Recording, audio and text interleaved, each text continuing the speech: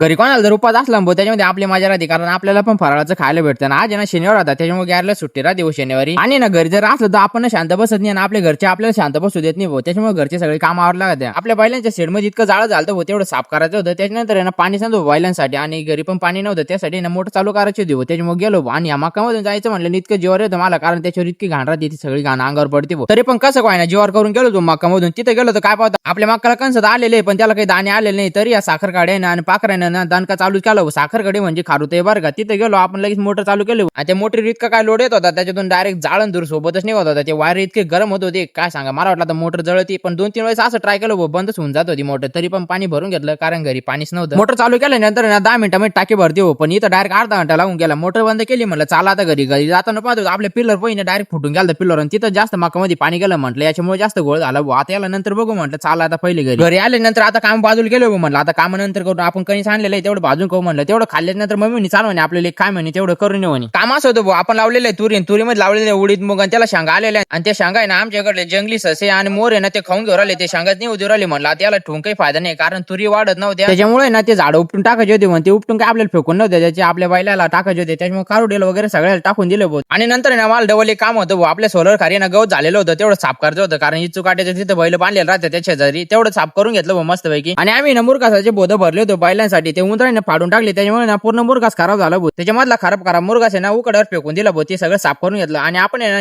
एक नारळाचं झाड लावलेलं भाऊ, या बुधवारी आणलं होतं. आता ते येत नाही ते नाही माहिती. मग नंतर ना संध्याकाळ झाली, गायचं दूध वगैरे काढून घेतलं. तर मित्रांनो मी भेटतो तुम्हाला पुढच्या व्हिडिओ मध्ये.